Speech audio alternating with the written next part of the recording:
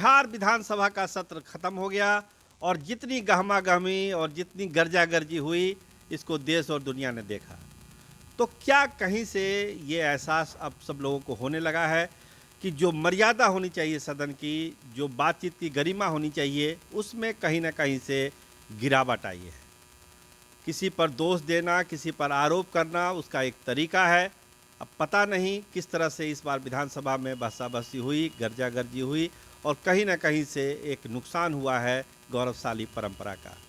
किसी पर दोष नहीं देना है, लेकिन ये संकेत और ये इशारा हम लोग जरूर करेंगे कि आगे इस तरह की चीज़ें ना हो तो बिहार विधानसभा की गौरवशाली परंपरा जो है वो कायम रहेगी।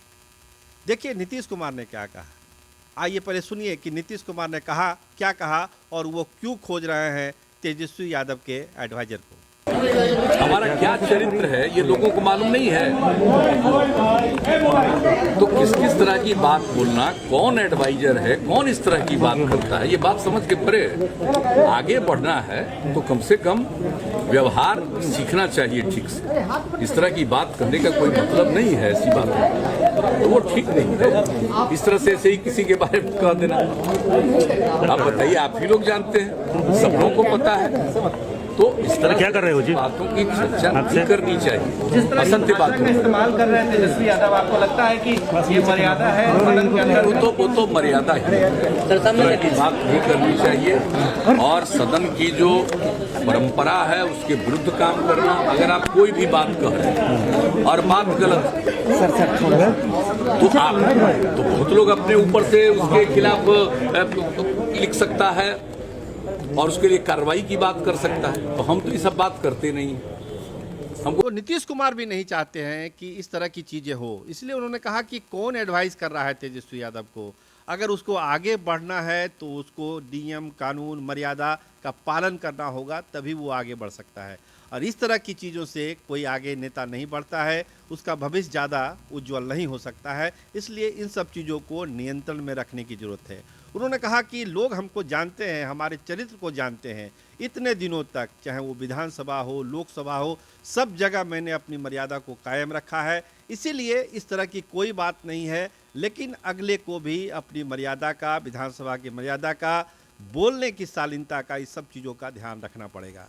लेकिन इसका पलटवार फिर राबड़ी देवी ने दिया। तो देखिए, सुनते हैं कि राबड़ी देवी ने क्या कहा। आज नीतीश कुमार विधानसभा में बहुत गुस्साए थे, बोले थे कि लालू जी को हम ही बनाए, उनको भी हम ही बनाए। भाषण करता है लोग, इसीलिए पगला के बोले कि लालू जी को हम ही बनाए और तुमको तेजस्वी हम ही बनाए। हाँ, तुमको कौन जानता था? वही हमको कौन जानता था? कौन जानता था? उसको कौन जानता था? देश के लोग, हम लोग का 75 आया, उनका 43 आया। जनता लात मारा उनको, हम लोग के नहीं, हम लोग के सत्ता था, सत्ता छीना गया हम लोग से। तो राबड़ी देवी का गुस्सा वाजिब है। राबड़ी देवी कह रही है कि हम कितना एक ही चीज़ को कितना बार सुनते रहे। नीतीश कुमार को कौन जानता था? वो जो ये दावा करते हैं कि हमने तेजस्वी यादव को ये बना दिया, लालू प्रसाद को ये बना दिया, तो उनको कौन जानता था? देश दुनिया में उनको कौन पहचानता था? ये तो क्रेडिट जाता है राष्ट्रीय जनता दल का और लालू प्रसाद का कि उनको उन्होंने देश दुनिया में इतना नाम दिया। तो राबड़ी देवी की गुस्सा अपनी तरफ है, नीतीश कुमार की सलाह अपनी तरफ है, लेकिन कहीं ना कहीं से नुकसान बिहार विधानसभा की गौरवशाली परंपरा को तो हुआ ही।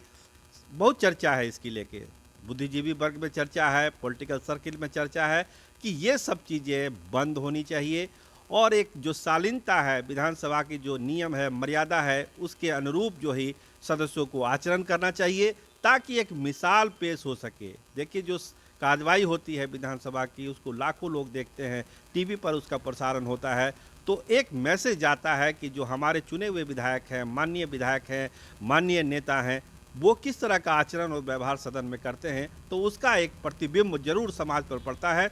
तो कोशिश ये की जानी चाहिए कि वहाँ की शालीनता, वहाँ की मर्यादा बरकरार रहे ताकि समाज में उसका एक सही प्रभाव पड़ सके। कैमरामैन राहुल राज के साथ मैं सरोज सिंह, धन्यवाद, नमस्कार।